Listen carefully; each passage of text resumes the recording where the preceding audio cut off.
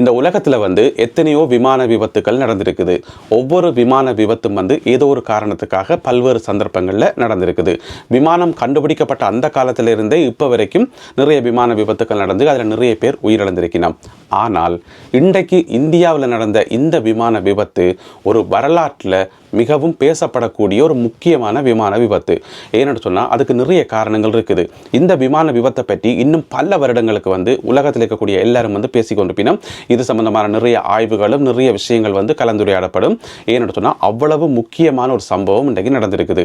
இன்றைக்கு நடந்தது தனியொரு விமான விபத்து மட்டுமில்லை. வழக்கமாக நடக்கிற மாதிரி ஒரு விமானம் கீழே விழும், அதில் பயணம் செய்த பயணிகள் உயிரிழப்பினம் என்று சொல்லப்படக்கூடிய ஒரு சாதாரண விமான விபத்து அல்ல இன்றைக்கு நடந்தது. அது ஏன் எதுக்குன்றதை பற்றி விரிவாக விளக்கமாக என்னென்ன காரணங்கள் எல்லாம் இருக்குது, எப்படி இது முக்கியத்துவம் மிக்கதுன்றதை பற்றி ஒன்றொன்றா நான் அந்த காணொலியில் உங்களுக்கு விளங்கப்படுத்த போகிறேன். அதுக்கு முதல் இந்த விமான விபத்து சம்பந்தமாக நீங்கள் ஏற்கனவே நிறைய தகவல்கள் எல்லாம் கேள்விப்பட்டிருப்பீங்க. போதும் என்ற அளவுக்கு தகவல்கள் கேள்விப்பட்டிருப்பீங்க.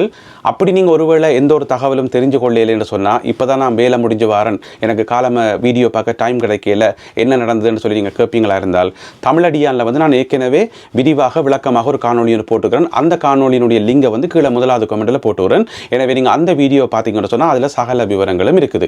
சரி, இப்போ இந்த காணொலியில் இந்த விபத்து ஏன் வரலாற்று சிறப்பு மிக்க என்று சொல்லலாமா தெரியல, ஆனால் வரலாற்றில் நீண்ட காலம் பேசப்பட போது ஏனென்றதை பற்றி ஒன்றொன்றா விளங்கப்படுத்துகிறேன். முதல்ல யூகே நேரம் காலம 10 மணியிலிருந்து இந்த செய்திகள் வர ஆரம்பித்தது. இன்றைக்கு இந்தியாவில் விமான விபத்து, இத்தனை பேர் கொல்லப்பட்டது, அது என்று சொல்லி அந்த படிப்படியாக தகவல்கள் வர ஆரம்பித்தது. அப்பயே சரியான அதிர்ச்சியாக இருந்தது. இந்தியாவில் விமான விபத்து நடந்திருக்குது, அதில் இவ்வளோ பேர் கொல்லப்பட்டிருக்கணும், என்ன ஏதுன்னு சொல்லி ஒவ்வொரு செகண்டும் ஒவ்வொரு நிமிஷமும் இல்லை ஒவ்வொரு செகண்டும் என்ன நடக்குதுன்னு சொல்லி ஃபுல்லாக நியூஸோடையே இருந்து பார்த்து கொண்டு இருந்தேன். அது காலையிலிருந்து பிறகு மத்தியானம் போல வந்த செய்தி, அடுத்த செய்தி அது விமான விபத்து நடந்ததை விடவும் அதிர்ச்சியான செய்தி என்னன்னு சொன்னால், அதில் ஒருத்தர் உயிர் தப்பினது. எப்படி உயிர் தப்பினார்? 242 பேர் பயணம் செய்திருக்கணும், 241 பேர் கொல்லப்பட்டிருக்கணும், இறந்திருக்கணும். ஆனால் ஒரே ஒரு ஆள் மட்டும், அவர் பிரித்தானிய குடியுரிமை கொண்டவர், அவர் இந்தியா தான் அவருடைய சொந்த இடம், ஆனால் பிரித்தானிய குடியுரிமை கொண்டவர். அவருடைய பேர் ரமேஷ் விஸ்வாஸ் குமார். இந்த ரமேஷ் எப்படி உயிர் தப்பினார் என்றதான் அடுத்த அதிர்ச்சி. அதை பற்றி தான் இப்போ எல்லா இடமும் டிஸ்கஷன் போய்கொண்டிருக்கு, அதை பற்றின கலந்துரையாடல்கள் போய்கொண்டிருக்குது. எப்படி இவர் உயிர் தப்பியிருப்பார் என்று சொல்லி. என்ன பிரச்சனை சொன்னால், முதல்ல செய்திகள் வந்தது அப்படின்னு சொன்னால், அந்த ரமேஷ் விமானத்திலிருந்து கீழே குதிச்சு உயிர் தப்பினவர் என்று சொல்லி அதை யாருமே நம்பல. அப்படி எப்படி விமானத்திலிருந்து கீழே குதிக்க முடியும்? அதுவும் 241 பேரில் வேற யாருமே குதிக்க முயற்சி செய்யல, அதில் உயிர் பிழைக்கிறதுக்கான வாய்ப்பே இல்லை. அப்படி இருக்கும்போது இவர் அப்படி குதிச்சிருப்பார். சும்மா ஊடகங்கள் பேட்டி எடுக்கின்றக்காக சும்மா போய் சொல்லியிருப்பார் என்று சொல்லி முதல்ல செய்திகள் வந்தது. பிறகு அடுத்த ஒரு 2-3 நிமிஷத்தில் பார்த்தீங்கன்னு சொன்னால், அவருடைய அந்த விமான பயண சிட்டை, அதாவது டிக்கெட்டின படம் போட்டு எல்லா இடமும் பரவ ஆரம்பிச்சிட்டுது. இந்த பாருங்க, இதுதான் ரமேஷனுடைய டிக்கெட். அவருடைய சீட் 11A, அதாவது இந்த ஃப்ளைட்டில் 11A தான் அவருடைய சீட் என்று சொல்லி தகவல் வந்தது. அப்பவும் நம்ப முடியாமல் இருந்தது என்று சொன்னால், இவர் இந்த ஃப்ளைட்டில் போகிறதுக்கு டிக்கெட் வாங்கியிருக்கலாம். சில வேளை ஃப்ளைட்டில் ஏறாமல் கூட இருந்திருக்கலாம் தானே, ஏதோ ஒரு காரணத்துக்காக ஃப்ளைட்டில் ஏறாமல் இருந்திருக்கலாம். பிறகு அந்த ஃப்ளைட் டிக்கெட்டை கடிஞ்ச பாருங்க, நான் இதில் கீழே குதிச்சுனான்னு சொல்லி போய் கூட சொல்லலாம் தானே என்று சொல்லி செய்திகள் பரவ ஆரம்பிச்சது. பிறகு அதை எப்படி வெரிஃபை பண்ணுன்னு சொன்னால், அவர் அந்த சீட்டில் இருந்தோண்டு ஒரு செல்ஃபி ஒன்று எடுத்துக்கார், விமானத்தில் ஏறி செல்ஃபி எடுத்துக்கார். அது மட்டும் இல்லாமல் அந்த ஃப்ளைட் டிக்கெட்டில் அந்த ஃப்ராங்க் அடிச்சிருக்கணும், அவர் உள்ளுக்குள்ளே போனதுக்கான அந்த ஃப்ராங்க் அடிச்சிருக்கணும். எனவே அவர் விமானத்திலிருந்து கீழே குதிச்சு உயிர் தப்பியிருக்கார். பிரித்தானிய குடியுரிமை கொண்ட இந்த ரமேஷ். என்ன நடந்திருக்குன்னு சொன்னால், ஃப்ளைட் கீழே பதிஞ்சு ஒரு கட்டிடத்தில் கொண்டே மோத போகுது.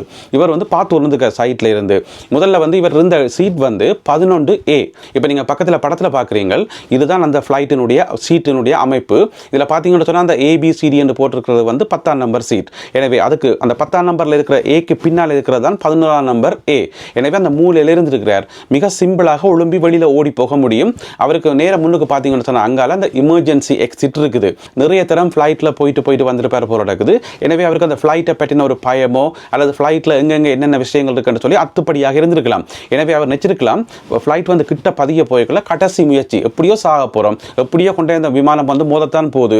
ஏன்னு சொன்னால், ஒரு ஃப்ளைட் மேலே ஏறுறதுக்கும் பிறகு அதை கொஞ்சம் குலுங்கி கொண்டு கண்ட்ரோல் இல்லாமல் கீழே இறங்கி வரத்துக்கும் நிறைய வித்தியாசம் இருக்குது. அதில் இருக்கிற எல்லா பயணிகளுக்குமே தெரியும், அடுத்த ஒரு சில செகண்ட்களில் நாங்கள் உயிர் விட போகிறோம், நாங்கள் சாக போகிறோம்ன்றது. இது ஒரு கொடூரம். என்ன ஃப்ளைட்டில் போயிட்டு இப்படி ஆக்சிடென்ட் பண்ணுறது உண்மையிலேயே கொடூரம். அதாவது சாவு தெரியாதன அவசரமாக வந்தால் திடீரென்று செத்தா அது பிரச்சனை இல்லை, எங்களுக்கு தெரியாது சாவு வந்ததே, நாங்கள் ஏதோ செத்து போயிட்டோம்னு சொல்லலாம். ஆனால் இப்படியே கொஞ்சம் கொஞ்சமாக அணுவாக ஃப்ளைட் கொஞ்சம் கொஞ்சமாக கீழே இறங்கி போயக்குள்ள அந்த மனநிலைமை வந்து அவ்வளவு படு பயங்கரமாக இருக்கும். என்னென்று தப்புறது ஒன்றும் செய்ய முடியாது, எங்களால் ஒன்றுமே செய்ய முடியாது. அந்த ஃப்ளைட்டை ஓடிக்கொண்டு போகிற அந்த 2 விமானிகளும் ஏதாவது செய்தாலே ஒழிய, அல்லது கடவுளாக பார்த்து ஏதாவது செய்தாலே ஒழிய, மற்றும்படி பயணிகளாகி எங்களால் ஒன்றுமே செய்ய முடியாது தானே. எனவே அப்படியான ஒரு இக்கட்டான சூழ்நிலையில் இவர் முடிவெடுத்திருக்கிறார். இவருக்கு அந்த கதவு நல்லா துறக்கிறதெல்லாம் அத்துப்படி பொருளுக்கு, ஏனெண்டா அது துறக்கிறதும் இலகுவானதான், அது வந்து அவ்வளோ கஷ்டமான வேலை இல்லை. அந்த எமர்ஜென்சி டோர் துறக்கிறது இவர் பார்த்துருக்கார். நல்லா பதியட்டும் கிட்ட போயிட்டு திறப்பம்னு சொல்லி போனால் போது வந்தா வருது என்ன செய்திருக்காருன்னு சொன்னால் ஓடி போய் எமர்ஜென்சி கதவை திறந்து அதுக்குள்ளால பாஞ்சிருக்கிறார்.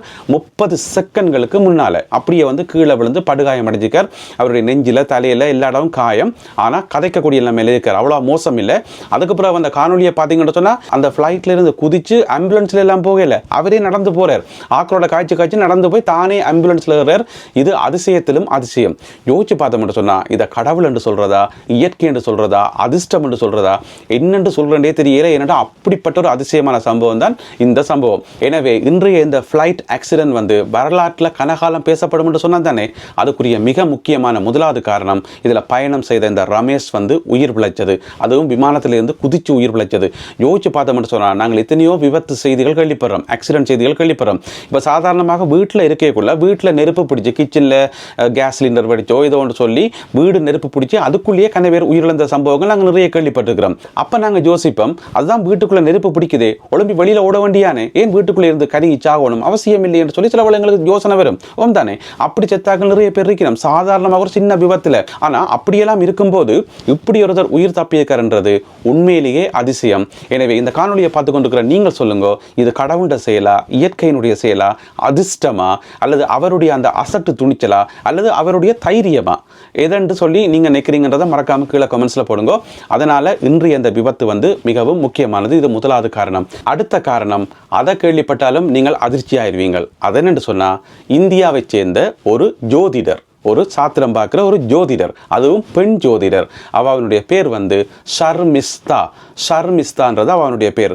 அவன் என்ன செய்கிறான்னு சொன்னால் போன வருஷம் 2024ஆம் ஆண்டு டிசம்பர் மாதம் 29ஆம் தேதி தன்னுடைய சமூக வலைத்தளமாகிய எக்ஸ் வலைத்தளத்தில், பழைய பேர் ட்விட்டர், அந்த எக்ஸ் வலைத்தளத்தில் ஒரு பதிவு ஒன்று போடுறா. என்ன போடுறான்னு சொன்னால் 2025ஆம் ஆண்டு, ஏன்னா அப்போ தான் 2025ஆம் ஆண்டு பிறக்க போது, அந்த பிறக்க போகிற புது வருஷத்தில் வந்து இந்தியாவினுடைய விமான பயண சேவைகள் எல்லாமே வந்து சிறப்படையும் சீரடையும், எல்லாமே வந்து நல்லா இருக்கும்.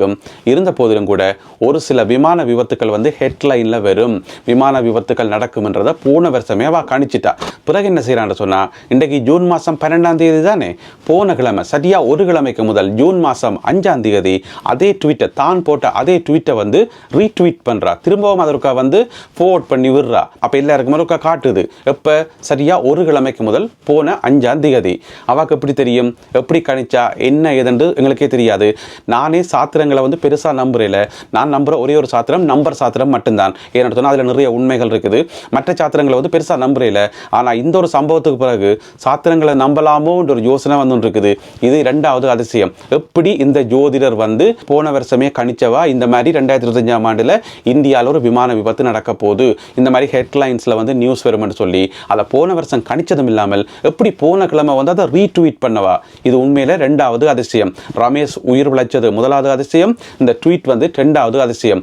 3வது அதிசயம், அது அதிசயம் இல்லை ஆனால் முக்கியத்துவமானது. என்னன்னு சொன்னா, இந்த விமான விபத்து ஏன் முக்கியத்துவமானது என்று சொன்னா, இதுல சிக்கின விமானம் வந்து போயிங்கினுடையது, அதுவும் Boeing கம்பெனியினுடைய dream liner.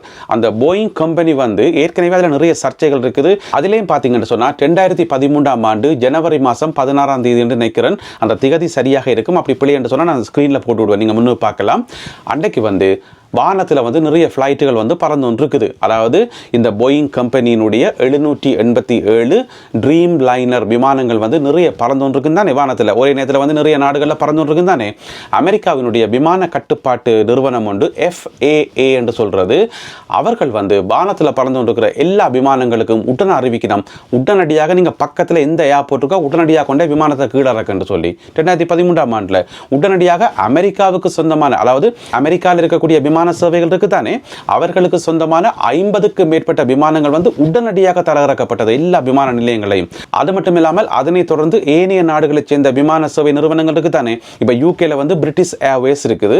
British Airways வந்து போயிங் விமானங்களை வந்து பயன்படுத்தும், உங்களுக்கு தெரியும். அப்போ பிரிட்டிஷ் ஏர்வேஸும் சரி, பிரான்ஸ்ல இருக்கிற ஏர் பிரான்ஸும் சரி, இந்த மாதிரி உலகத்தில் இருக்கக்கூடிய முன்னணி விமான சேவைகள் எல்லாருமே வந்து தங்களுக்கு சொந்தமான எல்லா போயிங்கையும் வந்து உடனடியாக தரையிறக்கணும்னு சொல்லி 100க்கு மேற்பட்ட விமானங்கள் வந்து உடனடியாக தரையிறக்கப்பட்டு அதில் வந்து ஆய்வுகள் செய்யப்பட்டு ஏதோ பிரச்சனை என்று சொல்லி அது பெரிய ஒரு கேஸாக போய் கொண்டு வந்தது. அதை நாங்கள் கதைக்க வேண்டாம். எனவே அப்படியான நிறைய வரலாறு வந்து இந்த போயிங்குக்கு நடந்திருக்குது. எனவே இப்படியான விமர்சனங்கள், இப்படியான எதிர்மறையான விமர்சனங்களும் நெகட்டிவான பிம்பங்களும் வந்து இந்த போயிங் கம்பெனிக்கு இருந்த போதிலும் கூட அவர்களுடைய விமானங்கள் வந்து ஸ்டில் இப்போவும் தரமானவை தான், இப்போவும் பாதுகாப்பான விமானங்கள் தான். அதில் எந்த விதமான குறையும் இல்லை. உலகத்தில் இருக்கக்கூடிய பல முன்னணி விமான சேவைகள், அது சிங்கப்பூர் ஏர்லைன்ஸாக இருக்கலாம், பிரிட்டிஷ் ஏர்வேஸாக இருக்கலாம், ஏர் பிரான்ஸாக இருக்கலாம், இந்த மாதிரி உலகத்தில் இருக்கக்கூடிய முன்னணி விமான சேவைகள் எல்லாருமே வந்து போயிங்கை வந்து பயன்படுத்தி கொண்டான் இருக்கணும். இப்போவும் நல்ல பாதுகாப்பு, பிரச்சனையே இல்லை.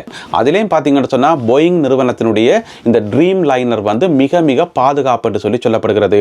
எனவே அவ்வளவு உறுதியான ஒரு பேரை வச்சிருந்த இந்த கம்பெனி வந்து இன்றைக்கு அதே ஃப்ளைட் வந்து கீழே விழுந்து நொறுங்கி இருக்குன்னு சொன்னால் அந்த கம்பெனிக்கு இது வந்து மிகப்பெரிய அடி. இது வந்து அமெரிக்காவில் மிகப்பெரிய பேசுபொருள். நாங்கள் நினைக்கிற மாதிரி இது இந்தியாவிலேயோ யூகே சேர்ந்து 53 பேர் கொல்லப்பட்டவே தானே.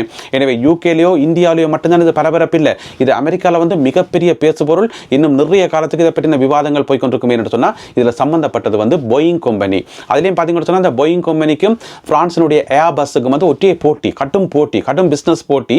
மாற்றி ஆளுக்கு ஒரு விமானங்களை வந்து புதுசாக தயாரிக்கிறது. அவர் ஒரு சேவையை வழங்கினா இவர் ஒரு சேவையை வழங்குறது, அவர் கொஞ்சம் ஃபெசிலிட்டிஸ் எக்ஸ்ட்ராவாக கொடுத்தா இப்போ இவர் கொடுக்குறது, இப்படி மாறி பயங்கர போட்டி. அப்படி இருக்கும்போது இவ்வளவு டைட் போட்டியில் வந்து ஒரு ஃப்ளைட் வந்து கீழே விழுந்து நொறுங்குது என்று சொன்னால் கட்டாயம் வந்து இது போயிங் கம்பெனி வந்து சரியான சீரியஸாக எடுக்கும். எனவே போயிங் கம்பெனி அதிகாரிகள் வந்து கட்டாயம் இந்தியாவுக்கு போயிட்டு இது சம்பந்தமான ஆய்வுகள் செய்யணும். இப்படியது சர்வதேச பிரச்சனை ஆயிட்டுது. இது வந்து இந்தியாவினுடைய பிரச்சனை இல்லை, இது வந்து சர்வதேச பிரச்சனை ஆயிட்டுது. இந்த மூன்றாவது காரணத்துக்காகவும் இந்த ஒரு சம்பவம் வரலாற்றில் நீண்ட காலமாக பேசப்படும், திரும்ப பேசப்படும். இன்றைய விமான விபத்தோட சம்பந்தப்பட்ட 4வது அதிசயம் என்னன்னு சொன்னா பூமி ஷோஹான். அது என்ன பூமி ஷோஹான் சொன்னால் அது ஒரு பெண்ணினுடைய பேர். பிரித்தானியாவில் வசிக்கிற தன்னுடைய கணவரோட வசிக்கக்கூடிய ஒரு பெண்ணினுடைய பேர்.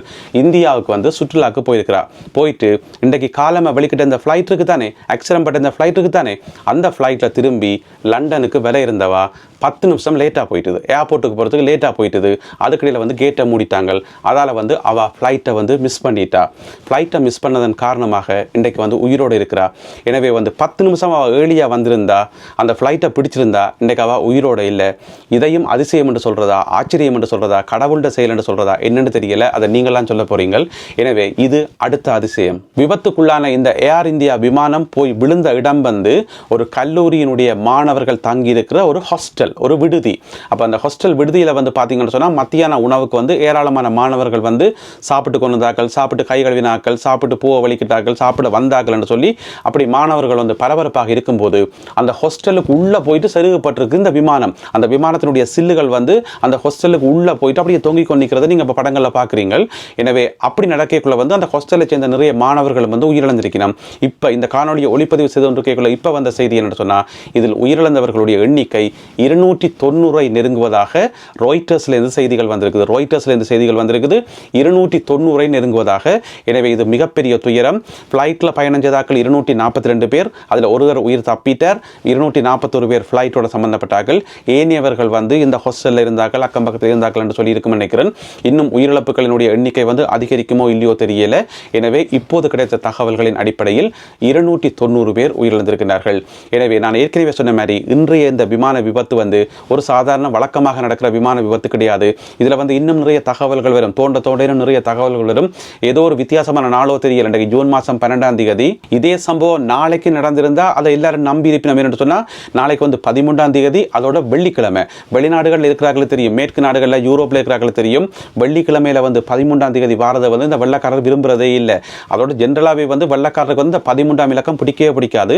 எனவே இன்றைக்கு நடந்த இந்த விபத்து சம்பவம் வந்து நாளைக்கு நடந்திருந்தால் அதை அது இந்த உலகம் வந்து வேறு விதமாக விளங்கி இருக்கும். வெள்ளிக்கிழமை 13ஆம் தேதி, எனவே இப்படி ஒரு துஷ்டமான சம்பவம் நடந்துட்டு சொல்லி அவர் நெச்சிருப்பினான். ஆனால் இன்றைக்கு நடந்திருக்குது. இதுக்கு என்ன காரணம் என்று உண்மையாக விளங்கவே இல்லை. எனவே இன்றைய இந்த விமான விபத்தில் இன்னும் நிறைய அதிசயங்களும் இன்னும் நிறைய ஆச்சரியமான விஷயங்களும் இருக்கக்கூடும். எனவே அது எல்லாத்தையும் தொகுத்து நாங்கள் இன்னும் ஒரு காணொலியில் பார்க்க இருக்கிறோம். அதே நேரம் இந்த விபத்தில் கொல்லப்பட்ட உயிர்களை தான் நாங்கள் நிற்க வேண்டியிருக்குது. அவர்களுடைய ஆத்மா சாந்தியடைய பிரார்த்திப்போம். அவர்களை பிரிந்திருக்கிற அந்த குடும்பங்கள் பாவம். ஏர் இந்தியா நிறுவனம், அதாவது அவர்களுடைய தாய் நிறுவனமாகிய டாடா மோட்டார்ஸ் நிறுவனம் வந்து இவர்களுக்கு உயிரிழந்த குடும்பங்களுக்கு வந்து தலா ஒவ்வொரு கோடி ₹1 கோடி அன்பளிப்பாக கொடுப்பதாக சொல்லியிருக்கிறார்கள். அதே நேரம் இந்த விபத்தில் வந்து சேதமடைந்த அந்த கல்லூரிக்கு தானே பிஜே மருத்துவ கல்லூரி, அந்த மருத்துவ கல்லூரியை வந்து முழுமையாக புனரமைப்பு செய்து அதை முழுமையாக கட்டி கொடுப்பதற்கு தாங்கள் தயாராக இருப்பதாக டாடா மோட்டார்ஸ் நிறுவனம் வந்து அறிவிச்சிருக்குது. இவ்வளவு தான் இப்போதைக்கு கிடைச்சிருக்கிற தகவல்கள். எனவே இந்த காணொலியில் பகிர்ந்து கொள்ளப்பட்ட செய்திகள் தொடர்பான உங்களுடைய கருத்துக்களை மறக்காமல் கீழே எழுதுங்கள். இன்னும் நிறைய தகவல்கள் கிடைக்கின்ற போது அதனை தொகுத்துக்கொண்டு இன்னும் ஒரு காணொலியில் நான் உங்களை சந்திக்கின்றேன்.